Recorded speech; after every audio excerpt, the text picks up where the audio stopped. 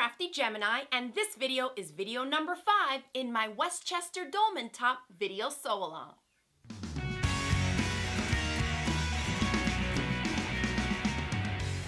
Now in this video, we're going to jump right into putting together the front and the back of our Westchester Dolman top. I'll be talking to you a little bit about prepping the front and back pieces, as well as thread, needle type and size, and what stitch to select on your sewing machine. So let's get right to it. All right, so you have your 5 pieces cut out. You have the front, the back, which I'm going to set aside for now. We have 2 sleeve bands and the 1 strip for our neckband, okay? There is a little bit of prep work before we can get to the sewing part, so I'm going to walk you through that first. The supplies that you're going to need to gather, aside from the 5 fabric pieces that we cut out, are thread and a sewing machine needle. Now these two, I like to use very specific things, so for the thread, I'm going to go with a good quality 100% polyester thread. Now the quick reason behind that is that as quilters, if you're a quilter like I am, we tend to use a lot of cotton thread. You don't want to use the same quilting thread that you use to piece your quilts to make a stretch knit garment necessarily. It may work for you, but in my instance, cotton is a natural fiber, and I have found that it breaks a lot easier than a man-made fiber like polyester, which is stronger. So if I'm going to make something that I'm going to wear and put through the washer, the dryer, and wear and tear of wearing it, I definitely want something that's very sturdy. And you can see that this thread will hold up to a lot of pull versus a lightweight cotton thread. Okay, so 100% polyester, good quality thread.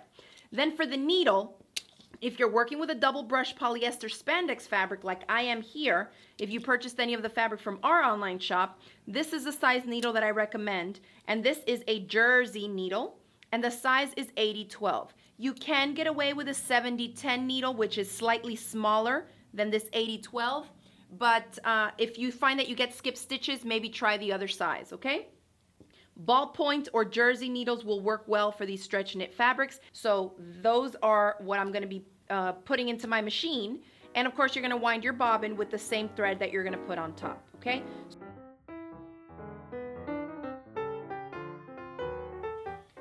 All right, after you've tested it out and you see that your needle and your thread and everything work, now we're going to stay stitch the front neckline. So this curve here is all cut on the bias, and even though our fabric is nice and stretchy, if you handle this too much and you kind of pull and yank on it, you're going to be stretching this out of the original shape that you cut it out. So what we want to do is kind of stabilize the round edge of the neckband, and so we're going to do a line of just straight stitching along this edge. You're only going through 1 layer of fabric. It's just that the thread and the stitches here is going to help keep the fabric a little bit more together so it doesn't continue to distort and splay out on you, okay? So to do this, you have to know what your seam allowance is.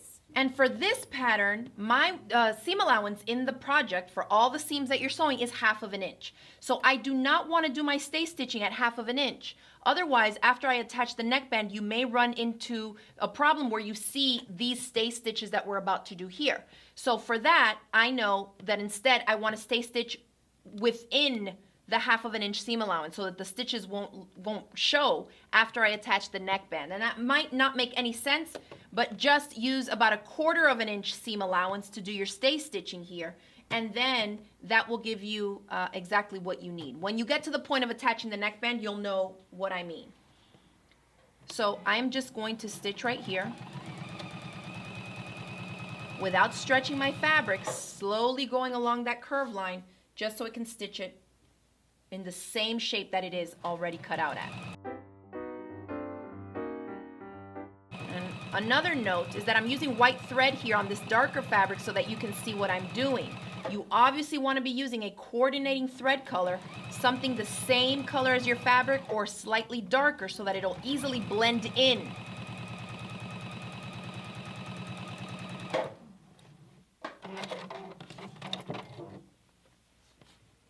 So there's my neckline stay stitched. Okay, you see the little white stitches, about 1/4 inch in from the edge.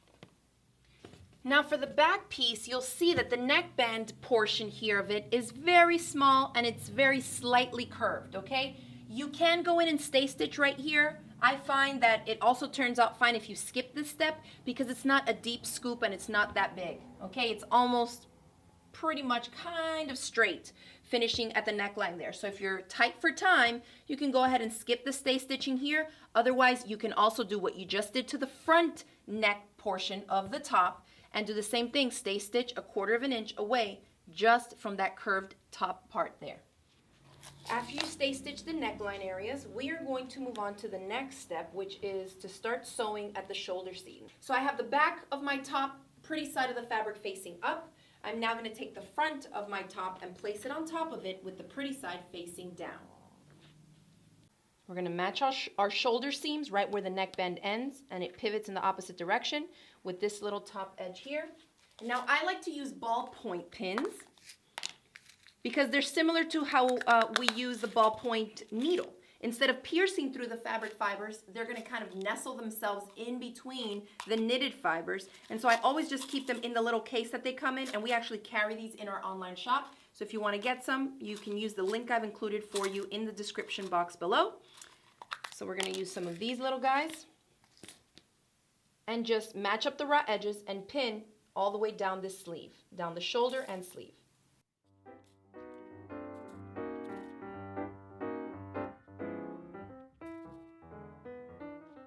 And I'm going to show you how I pin my tops so that I can go to the sewing machine and in one sitting without having to get up, I'll stitch this edge down this side and then I'll do the opposite side as well. But in order to do them in kind of without having to move your pins or get up and change things around, you have to kind of do it in a specific order. So I first started here, I'm pinning across the top. Now I'm going to come in and pin under the arm and down all the way to the hemline down here.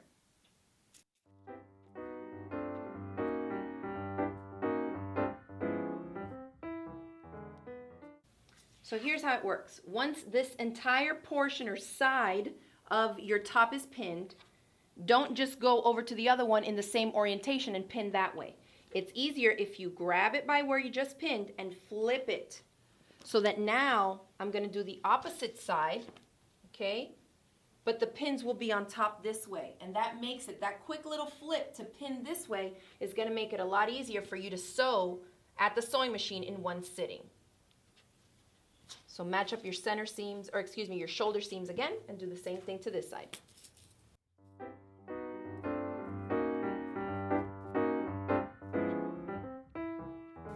All right, so a quick recap of where we're going to be sewing. We're going to start at the top shoulder seam here, leave the neckband by itself for now. Don't bother with that on the front and the back neckband. We're going to start here, and we're going to come down, slight pivot here, and come across. And finish off at the sleeve.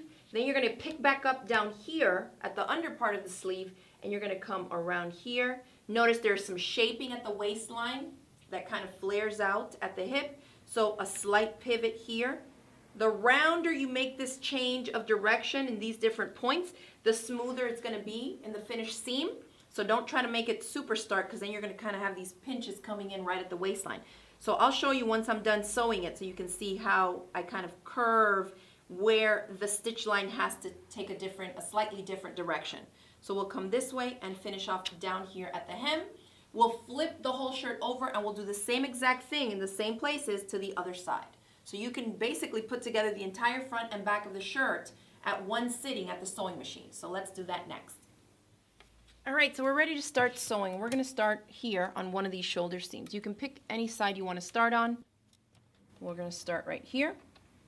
And remember, the seam allowance on this pattern is 1/2 inch. So you need to figure out, and all the sewing machines are going to be slightly different, whether you have the measurements here on the throat plate that you can follow for 1/2 inch, or if you need to use a seam guide, or you can even just place kind of a ruler underneath where the needle is so you can figure out where you need to position the needle so that the edge of the fabric, okay, the full seam allowance needs to be 1/2 inch. And then for your stitch, if you have that lightning or stretch stitch on your sewing machine, go ahead and use that.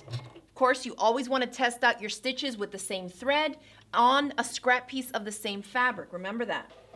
So I've selected a stretch stitch on my machine, and it's showing me the width is 1.0 millimeters and the length is 3.0. Sometimes I'll bring that 3.0 down a little bit, but for this one, it should work fine.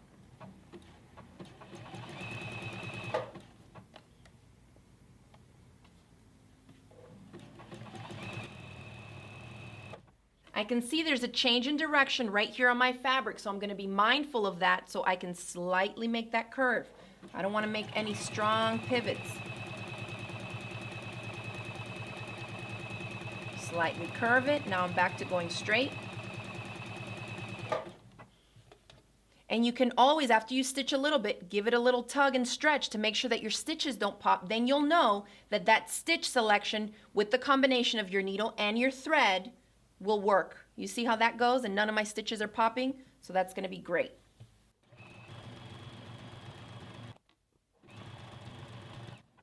And when you get to the end, you can do a little lock stitch where it takes a couple stitches right in place, or a quick little back stitch, anything you want to secure it if you feel like the stitches are going to come apart.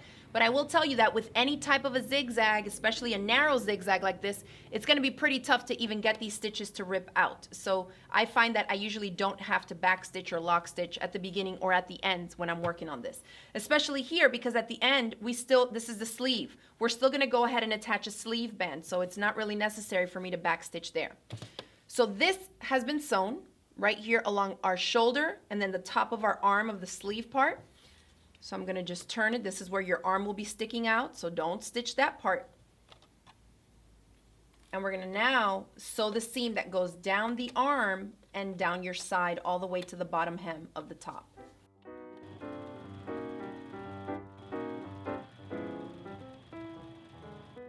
Now I can see I'm reaching the part of the waistline. So we're going to change directions, since for me I have it go out a little bit more flared out at the hip. So I don't want to stop and pivot really hard there, and I'm going to show you. I'm going to slightly kind of curve that seam allowance so it's a little bit more seamless. Now I start to turn. And now I can continue straight down the hip line. All right. So that looks good.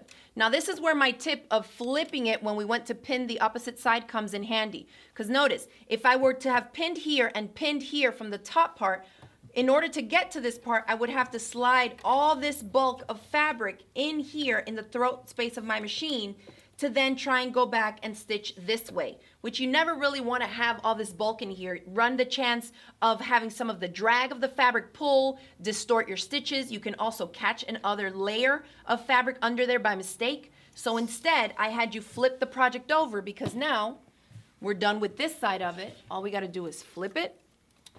And now you've oriented it the exact same way that you just did, where the bulk of the fabric and the project are to your left, and there's nothing inside the bed of the machine. So we're going to start up top at the shoulder again.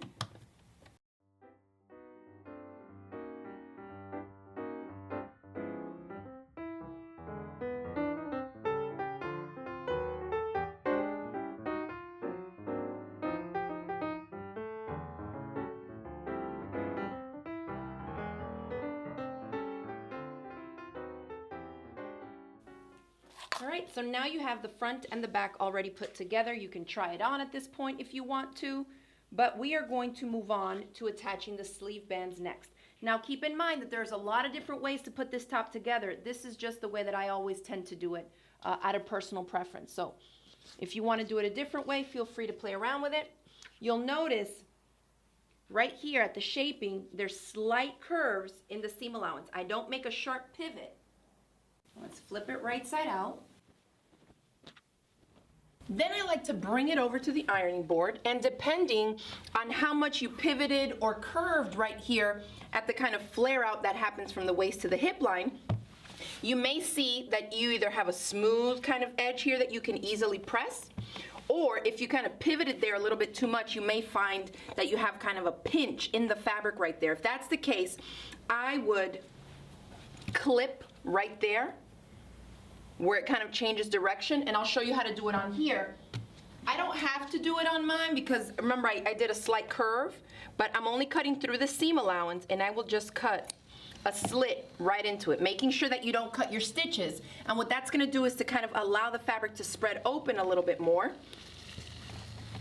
so that you get an easier transition right there from the waist to the hips. Then whenever I am making garments, I love to use steam in my projects. If you're working, here's a little tip. If you're working with a synthetic fabric, which we are here, this is a double brushed polyester and spandex blend, 95% polyester, 5% spandex. You don't want to set your iron to the hottest setting, especially if you have a really good iron like I have here. At the cotton setting, which is the hottest, this thing will scorch a synthetic fabric. So I'm still gonna hit it on there, but I have it set really where it says silk or synthetic, a lot lower, and still have the steam feature. So I lightly will press here, allow some of the steam to just get it there, and then I'll use my handy little tailor's clapper just to kind of set that side seam. And that's just how I like to do it. Other people prefer to use a ham at that curve there. I don't know why, but I just like to see everything like flat and the seams going down the side, so I know that everything is the way that it's supposed to, okay? So I'm going to line this up. You should see your seam right here. If there's any fabric that's getting tucked into the seam, make sure that you pull it out before you press it, okay? So you have the true silhouette of the garment. So I'm doing the same thing here. I see a little fabric that's hidden. It's kind of rolling to the inside, so I'm gonna press that out. I'll seam a little, press with the clapper just to kind of set that seam. And I will leave a link for you in the description box below on where you can get this handy little mini clapper that I get from my friend Angela. And she's giving all my viewers a discount code to use it. This thing is amazing, and we're gonna be using it in other steps of making this top. So if you don't think you need it yet, I think you will find that it comes in very handy for garments, especially for knits.